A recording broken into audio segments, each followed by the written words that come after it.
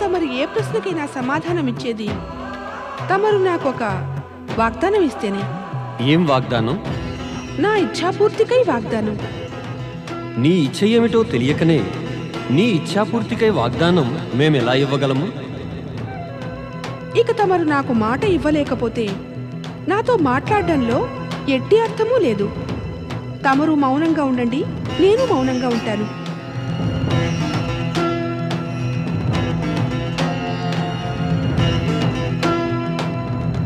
అలిగిన దేవిని సముదాయించడం మాకు చేతనవును. అలా తమరు నాకు మాటనివ్వలేకపోతే నన్ను ఒంటరిగా వదిలేయండి. ఇక తమరు సమాధి స్థలానికి వెళ్ళి ధ్యానం చేసుకోండి. లేదు, ఈ సమయాన మేము ధ్యానం చేయబోము. ముందు మేము నీ యొక్క క్రోధాన్ని శాంతింపజేస్తాం. మాకు తెలియాలి గదా, నువ్వే విషయమై కోపగించావో, ఇంకా ఏం చెబితే శాంతిస్తావో. తమరు నాకు మాట ఇస్తే నేను శాంతపడతాను. మాటిస్తున్నాము. ఇప్పుడిక నీ ఇచ్ఛ తెలుపు. స్వామి, ఇక్కడికి దూరంగా ఏదైనా ఒక శక్తివనాన్ని సృష్టింపచేయండి. అక్కడ సమస్త పురుష జాతి నారీమయమైపోవాలి. అక్కడ పురుషుల అధికార అహంకారాలకు, మోసం, కపటం, ఘర్షణలకు స్థానమే ఉండరాదు. అక్కడ చెట్లు, చేమలు, పశుపక్షాదులు, వాతావరణము నారీమయం కావాలి. తమరు స్వయంగా పురుష రూపంలో ఉండరాదు. అక్కడ కేవలం ప్రకృతే ప్రధానం కావాలి, పురుషుడు కారాదు. నీకీ యోచనని ఎవరిచ్చారు దేవి? ఇక నువ్వు మమ్మ అడగకుండానే ఈ హఠం మొదలుపెట్టావే? ఎందుకంటే నా ఈ నిశ్చయాన్ని తమరుచే అమలు చేయించడానికి ఏ ఉపాయమూ లేదు కనుక. అందుకని నువ్వు గణేశుణ్ణి ఇక్కడికి పిలిచి ఆ ద్వారం వద్ద కాపలాదారుడిగా నిలబెట్టావా? గణేశుడా? గణేశుణ్ణైతే నేనేం పిలవలేదే. అర్థం కావట్లేదు దేవి. ఇది గణేశుని లీలో లేక నారదుని లీలో? తమరికి అంతా తెలుసు స్వామి. అది శివలీలయే కావచ్చు. నారదుని చకితుని చేయడానికి తమరే ఈ లీలని రచించి ఉంటారు. ఇప్పుడు మాటల్లో పెట్టి తమరు మరువబోకండి. తమరు నాకు వాగ్దానం చేశారని. మేము వాగ్దానం ఇస్తే దానిని నిలబెట్టుకోవడము అవశ్యం చేస్తాం. ఇందులోనూ తమరెట్టి లీలను చెయ్యబోరు కదా స్వామి? ఆ లీల మాది కాదు, నీదవుతుంది దేవి. ఇక శివుడు శక్తి అభిన్నం. శివుడు ఇంకా శక్తిలో ఏ భేదమూ లేదు. ఇక మేము అవసరం కలిగినప్పుడు స్వయంగా అర్ధనారీశ్వర రూపంలో ప్రత్యక్షమవుతాం. మేమిక శక్తివనాన్ని నిర్మించి నారీ రచనకు సంకోచించబోము. మేము నీ ఇచ్ఛ శీఘ్రమే కార్యరూపం ధరించేలా చూస్తాం. ఆ శక్తివనానికై స్థలాన్ని ఎంపిక చేయడము తమరే చెయ్యాలి స్వామి. అవశ్యం. నీకు మాట ఇచ్చే సమయాన్నే మేమా స్థలము ఏదో యోచించాము దేవి. ఎక్కడుంది ఆ స్థలము? మనుపుత్రుడైన ఇక్ష్వాకు వంశజ రాజా ఇలిమి రాజ్యంలోని కామ్యకవనానికి సమీపంగా. ఆ కామ్యకవనంలో అనేకానేకులకి ఇచ్ఛాప్రాప్తి కలుగుతుంది. నడుదేవి. స్వామి, నందికి ప్రమదగణాలకి చెప్పకుండానే ఇక్కడి నుంచి వెళ్ళిపోదామా? వాళ్ళకి గనక చెబితే శక్తివనంలో ఏకాంతము దొరికే మాట. ఓం నమః శివాయ, ఓం నమః శివాయ, ఓం నమః శివాయ, ఓం నమః శివాయ, ఓం నమః శివాయ, ఓం నమః శివాయ, ఓం నమః శివాయ, ఓం నమః శివాయ, ఓం నమః శివాయ, ఓం నమః శివాయ, ఓం నమః శివాయ, ఓం నమః శివాయ, ఓం నమః శివాయ, ఓం నమః శివాయ. ప్రణామం గ్రహాధిపతి సూర్యదేవ. తమరు నా ఈ చిన్న కుటీరాన్ని పావనం చేశారు. నేను ధన్యుణ్ణయ్యాను. నాకు ఏమి ఆజ్ఞ సూర్యదేవా? గ్రహయువరాజు బుధ, నువ్వు మా యొక్క ఆజ్ఞను పొందకుండానే గ్రహమండలాన్ని వదిలి పృథ్వీలోకునకు వచ్చావు. అంటే నువ్వు ఈ విషయం ఆలోచించనే లేదా? నువ్వు గనుక గ్రహమండలంలో లేకపోతే గ్రహాల ప్రగతి ప్రభావాలకి అవరోధం ఏర్పడవచ్చునని. సూర్యదేవ, నాకు తమరి అనుజ్ఞ పొందే సమయమే లేకపోయింది. అక్కడ దేవగురు బృహస్పతి అనుజ్ఞను పొందగానే నేను పృథ్వీలోకానికి ప్రయాణమయ్యాను. నేను అనుకున్నాను, తపస్సు చేయడం అనేది గ్రహాల కార్యం కాదు బుధదేవా. గ్రహాల కార్యం సృష్టి వ్యవస్థను అనుసరించి గ్రహపదంపైనే ఉంటూ విశ్వాన్ని ప్రకాశింపచేయటం, ప్రాణులందరి భాగ్యానికై మార్గదర్శనం చేయటం. ఈ వాస్తవం నాకు తెలుసును సూర్యదేవ. కానీ నేను వివసుని గ్రహపతి. మా మాత యొక్క పాప నివృత్తి కొరకు పృథ్వీలోకం రావాల్సి వచ్చింది. అంటే నువ్వు తిరిగి వచ్చేదాకా బుధగ్రహం జ్యోతిహీనంగా ఉండాలా? గ్రహ వ్యవస్థ గతి తప్పి ఉండాలా? నాకు నమ్మకం ఉంది. గ్రహాధిపతి సూర్యదేవుడుండగా గ్రహ వ్యవస్థ గతి తప్పడం జరగదు. మాకు బాధ కలిగించింది ఒక్కటే, నువ్వు వచ్చే ముందర మా యొక్క అనుమతిని పొందడం ఆవశ్యకమని అనుకోలేదని. అదే దేవగురువు బృహస్పతి మాకు సూచననివ్వకపోతే మేము ఈ అస్తవ్యస్తం గురించి నిన్ను క్షమించేవారం కాదు. సూర్యదేవ, తమరు గ్రహాధిపతి, భగవంతుడు నారాయణుని ప్రతినిధులను. తమరి శక్తితో గ్రహ వ్యవస్థను నేను లేకుండానే గతి తప్పగా ఉంచగలరు. పైగా బుధగ్రహం ఎల్లప్పుడూ సూర్యనారాయణను అనుసరించి తిరుగుతూ వచ్చింది. అందుకు మేము నేను ప్రార్థిస్తున్నాను, బుధగ్రహాన్ని తమరి దివ్య కిరణాలతో జ్యోతివంతంగా ఇంకా గతిలోనూ ఉంచండి. బ్రహ్మదేవుల సృష్టి వ్యవస్థలో ఒక్క క్షణకాల అవరోధమైన అనర్థకారకం అయిపోగలదు. అందుకే నువ్వు చెబుతున్నట్లుగా ఆ ఏర్పాటు మేము ముందే చేసేశాం. బుధగ్రహం ఇప్పుడు సూర్యుని వల్ల జ్యోతిమయమై తన గతిలోనే ఉంది. అందుకే నేను తమరికి మరలా విన్నవించుకుంటున్నాను, నన్ను మా మాత యొక్క పాప నివృత్తి కొరకు పృథ్వీలోకం పైన తపస్సుకే అనుమతినివ్వండి. మాత యొక్క స్థానం స్వర్గము కన్నా చాలా గొప్పది, అది మాకు తెలుసును. అందుకే నీ మాత యొక్క పాప నివృత్తి కార్యములో మేము ఎన్నడూ అడ్డురాము. మేము నీకు నీ తప్పుని తెలియజేద్దామని వచ్చాము. నీకు శుభమగుగా.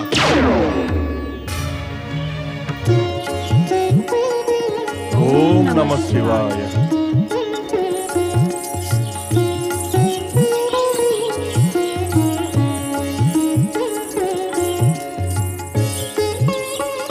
ప్రణామం మహారాజు. ఇలా మహారాణి విజయ, తమరి ఆగమనానికి నేనెంతో కృతజ్ఞుణ్ణి. తమరి క్షేమ సమాచారాలు తెలుసుకొని వచ్చాము. ఇక్కడ తమకి ఏ అసౌకర్యం లేదు కదా? ఈ స్థలం తమరికి పూర్తిగా నచ్చినట్లే కదా?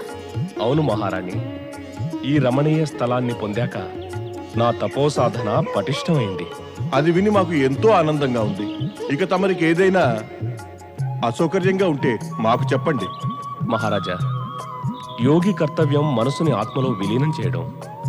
అతనికి శారీరక అసౌకర్యాల చింతన ఉండటం అనుచితం.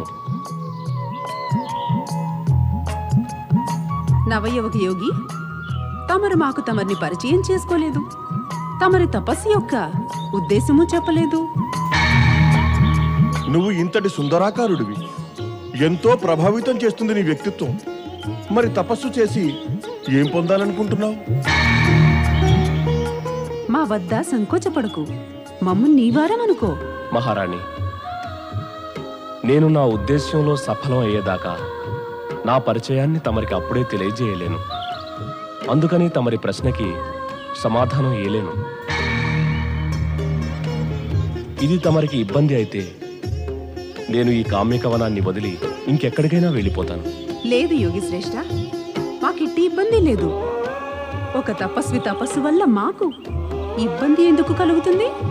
యువయోగి, మరి నువ్వు మాకు నీ పేరైనా చెప్పవా? నా పేరు తారాపుత్రుడు. తారాపుత్రుడా? అంటే నీ మాత యొక్క పేరు తారా? మరి నీకు నీదంటూ ఒక పేరు ఉంటుంది కదా? నా పేరు గుర్తింపులను మరచి నేను తపస్సు చేసుకోవడానికి వచ్చాను. పిలవడానికి అయితే మీరు నన్ను యోగి అని పిలువవచ్చు. యోగ యోగి అనేగా మేము నిన్ను ఇప్పటిదాకా పిలుస్తున్నది. ఒక యోగి తన నామధేయాన్ని, ముందరి గుర్తింపుని మర్చిపోవటమే ఉచితం. జరిగిన విషయాలను స్మరించుకుంటే సాధనలో అవరోధాలు ఏర్పడవచ్చును. నిజం చెప్పావు. నడు మహారాణి, యోగి యొక్క సాధనలో విఘ్నాన్ని కలిగించడం ఉచితం కాదు. పదండి మహారాజా. ప్రణామం యోగి. తమరి కృపకు కృతజ్ఞుణ్ణి. ప్రణామం. ప్రణామం.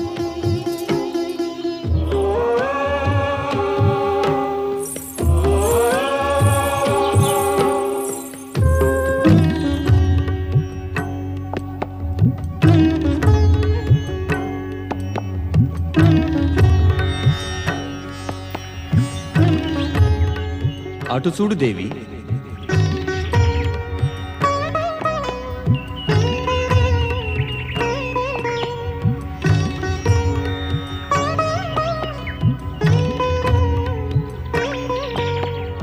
ఈ ఇక్ష్వాకు వంశజుడైన మహారాజు ఇలుని రాజ్యంలో ఉన్న ఈ కామ్యకవనంలోని ఈ భాగం నీకెలా అనిపిస్తోంది దేవి?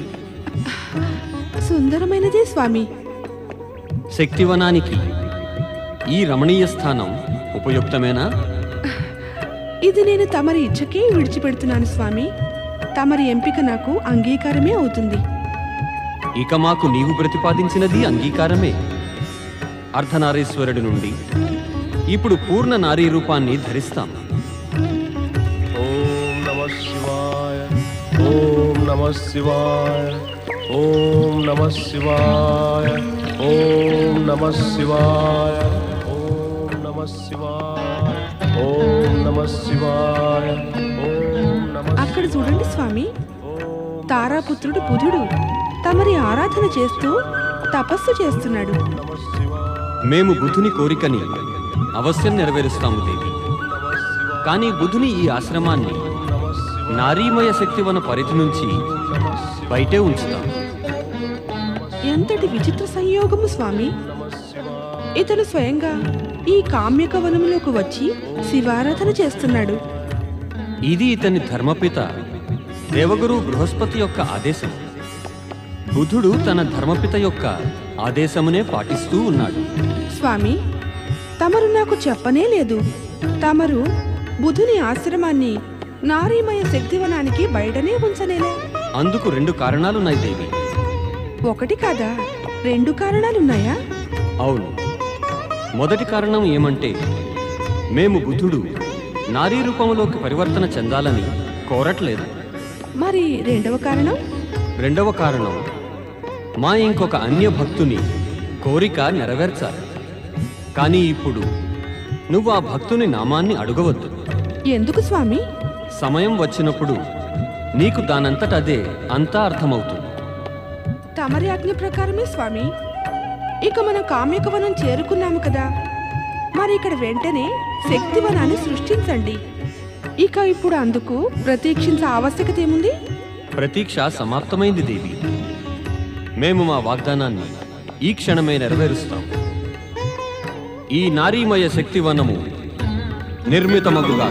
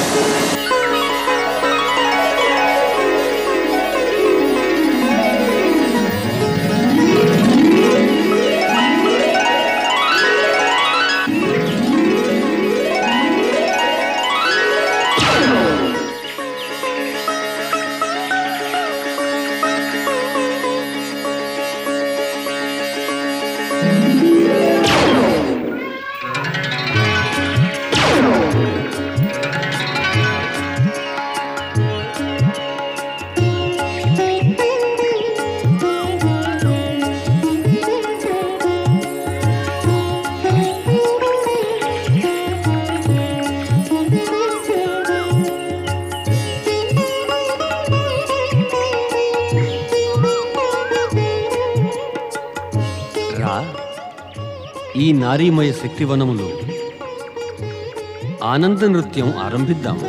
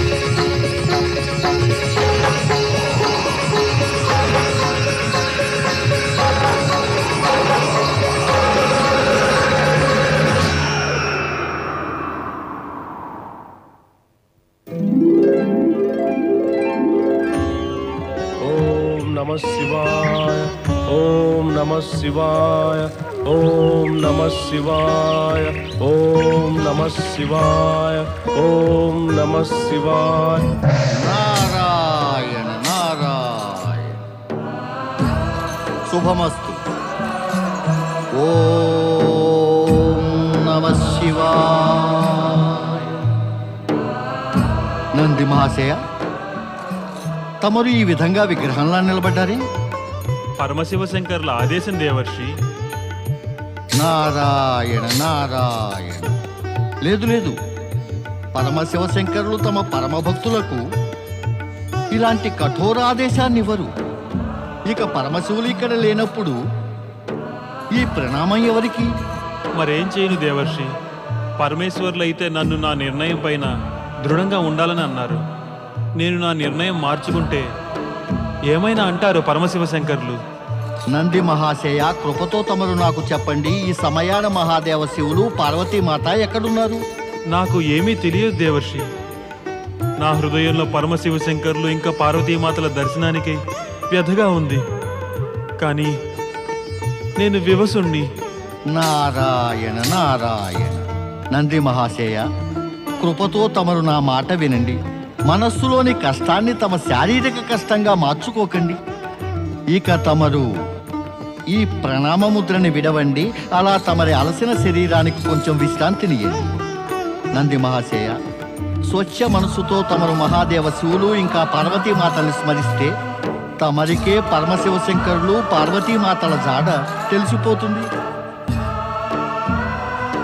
తమరు కూడా వారిని వెతికే ప్రయత్నం చేయండి దేవర్షి తమరు సకల జగత్తులను భ్రమణం చేస్తూ ఉంటారు తమరి దృష్టి నుండి ఏ స్థానము దాగి ఉండలేదు అవశ్యం నంది మహాశయ అవశ్యం ఇక నిశ్చింతగా ఉండండి నేను మహాదేవ శివులు పార్వతీమాతల జాడని తెలుసుకుని తీరుతాను అప్పటిదాకా తమరు ఓం నమః శివాయ అనే పంచాక్షరీ మంత్రాన్ని జపిస్తూ ఉండండి ఇప్పుడిక ఓం నమః శివాయ ఒక్కటే ఆధారం దేవర్షి ఓం నమః శివాయ ఓం నమః శివాయ ఓం నమః శివాయ ఓం నమః శివాయ అంత ముగ్ధులైపోయి మీరు చూడటం నేనెప్పుడూ చూడలేదు భూతకాలంలోని మాటలు ఇప్పుడు గుర్తు చేయకు దేవి ఇప్పుడు ఈ సుందర ఆనందమయ వర్తమానం గురించి చెప్పు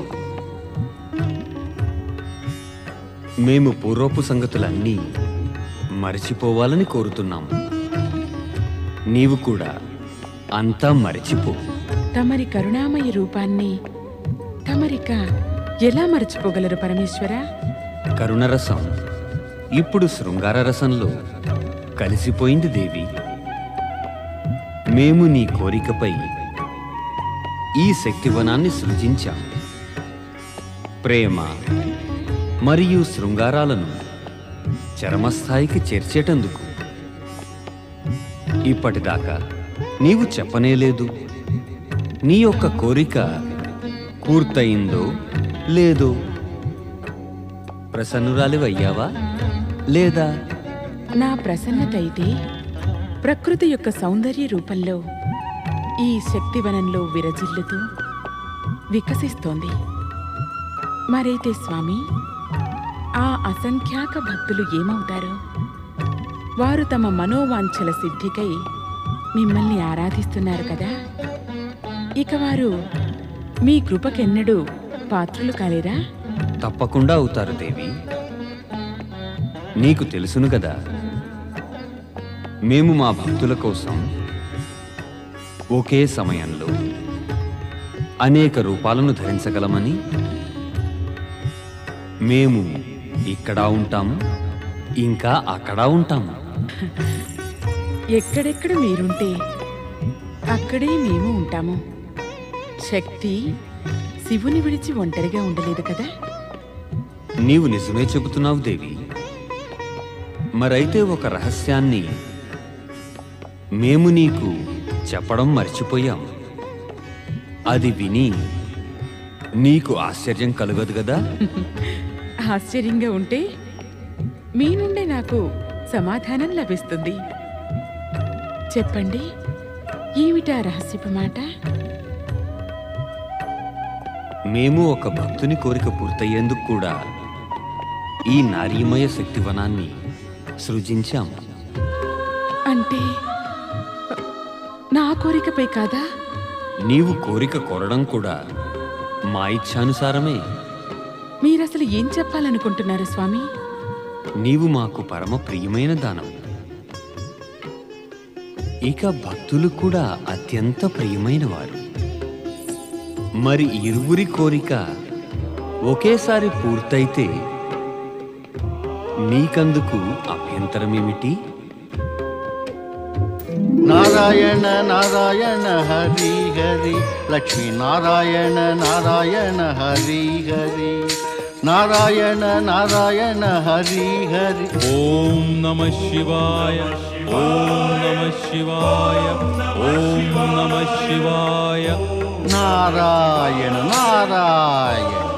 ఇతడు బుధగ్రహ మహాశయుడు, చంద్రదేవుని పుత్రుడు. పరమపిత బ్రహ్మదేవుని మాటల్లో ఈ శివలీల యొక్క సంబంధం బుధ మహాశయునితో ఉందని, అంటే కామ్యకవనం కూడా ఇక్కడే ఎక్కడో దగ్గరగా ఉండాలి. ఓం నమః శివాయ. మరైతే ఈ బుధ మహాశయుడు శివారాధనలు ఏ ఉద్దేశంతో చేస్తున్నాడో? ఓం నమః శివాయ, ఓం నమః శివాయ, నారాయణ నారాయణ. శివాయ, నారదా, ఉద్దేశ్యం తెలుసుకోవాలని చూడకు. ఈ సమయంలో కేవలం శక్తివనం ఎక్కడ ఉందో వెతికి పట్టుకో. నారాయణ నారాయణ.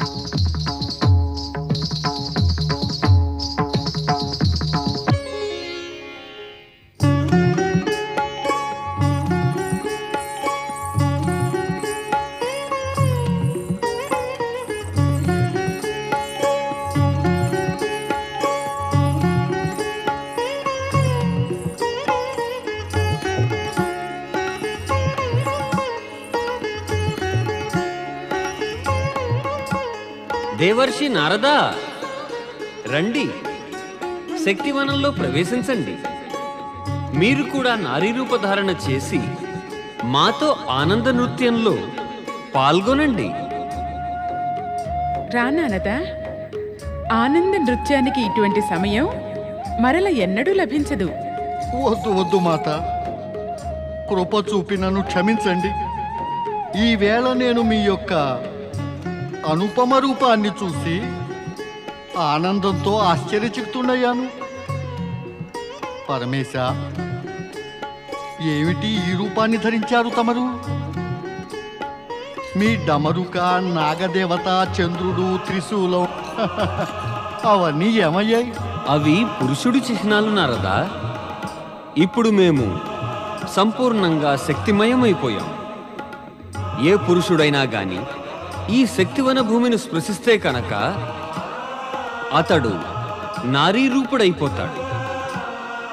నీవు ఇక్కడికి దూరంగా ఆకాశంపై ఉన్నావు, అందుకే ఇప్పటిదాకా పురుషుడిగానే ఉన్నావు.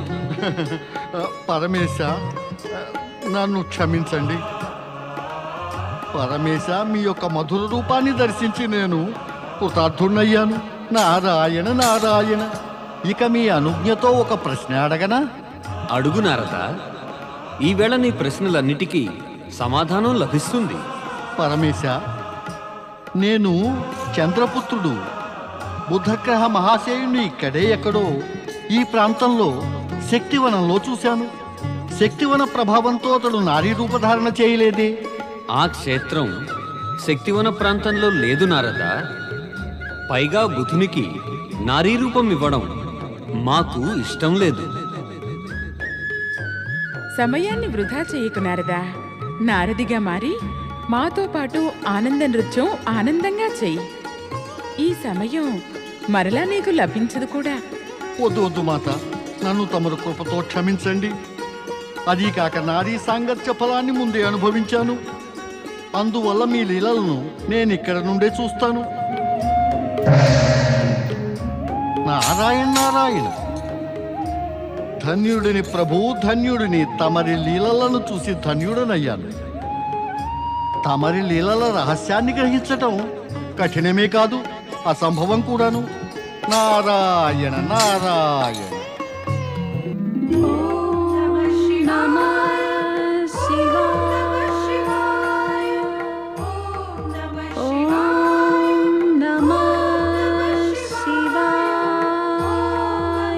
మనువంశ మహారాజు ఇరుడు, ఇంకా రాజజ్యోతిష్కులు, గురువులు ప్రథమేశులు ఏం చేస్తున్నారహో?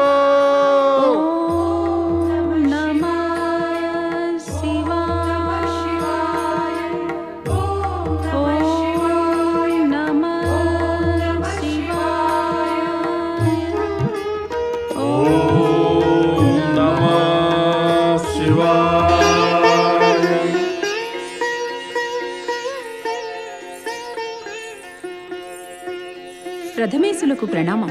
సదా సుఖీభవ మహారాణి. తమరి సమస్త కోరికలు ఫలించుగాక. రాజజ్యోతిష్కులు ఒక అత్యంత శుభ సమాచారం తీసుకువచ్చారు మహారాణి. శుభ సమాచారమా?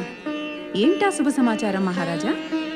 పరమశివశంకరులు ఇంకా పార్వతీమాత కైలాసం విడిచి మన కామ్యకవనంలో నివాసం చేస్తున్నారు. మనం ధన్యులమయ్యాం. మన రాజ్యం కూడా ధన్యమైంది. కరుణామయులు పరమేశ్వరులు పార్వతీమాత విచ్చేశారా కామ్యకవనానికి?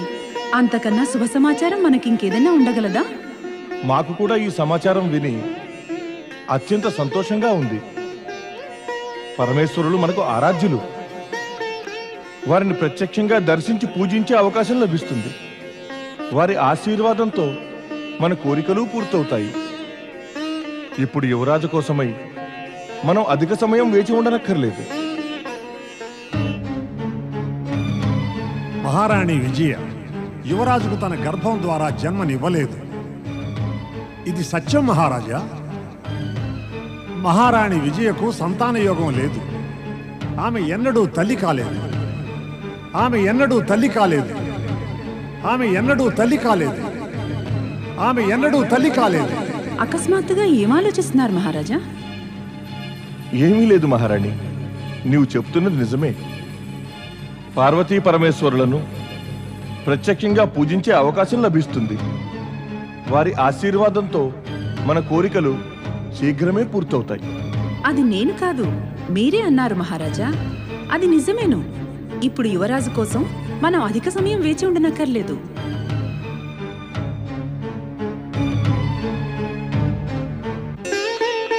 అవునవును మహారాణి, మేమే అన్నాం. మనం శీఘ్రంగా శివపార్వతుల యొక్క దర్శనం చేసుకోవడానికి కామ్యకవనం వెళ్ళాలి. అవును మహారాజా, మనం ఇప్పుడు ఒక్క నిమిషం అయినా ఆలస్యం చేయడం ఉచితం కాదు. పదండి, బయలుదేరదాం. ఓం నమః శివాయ.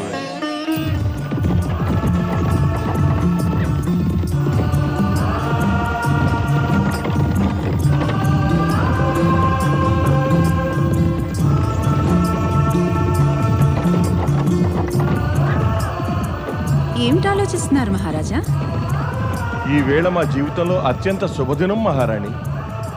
ఈ వేళ శివపార్వతులను ప్రత్యక్షంగా దర్శిస్తాం. మన జీవితాలు ధన్యమవుతాయి.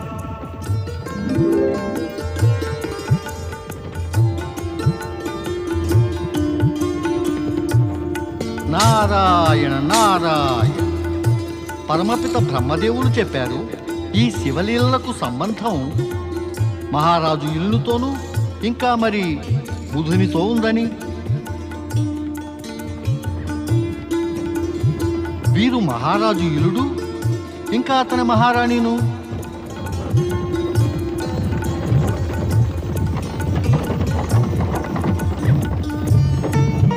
అయ్యయ్యయ్యయ్యో, అలా ముందుకు సాగిపోతున్నారేమిటి? మరైతే మహారాజు ఇల్లునికి ఈ సంగతి తెలియదాయే? శక్తివనం ప్రవేశించగానే ప్రతి పురుషుడు స్త్రీగా మారతాడని. మహాదేవా, ఇప్పుడు ఏం జరగబోతోంది? నారాయణ నారాయణ.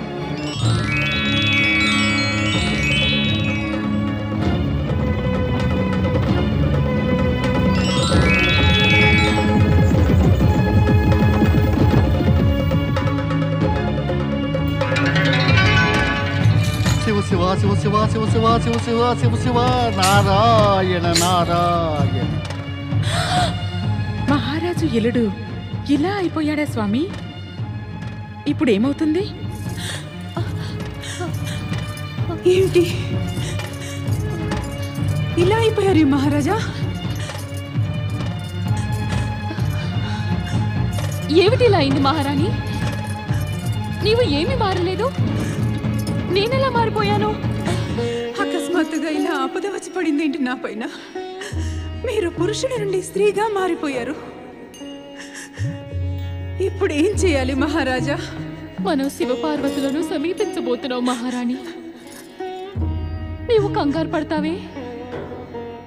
పరమేశ్వరుని ఆశీర్వాదంతో ఇప్పుడు అంతా సరిగ్గా అవుతుంది. లేదు లేదు, ఇది సరిగ్గా లేదు.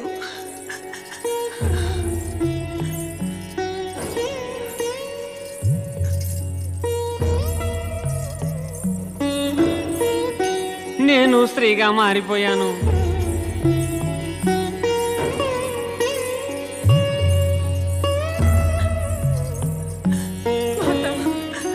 మాత, ఇలా ఎందుకైంది?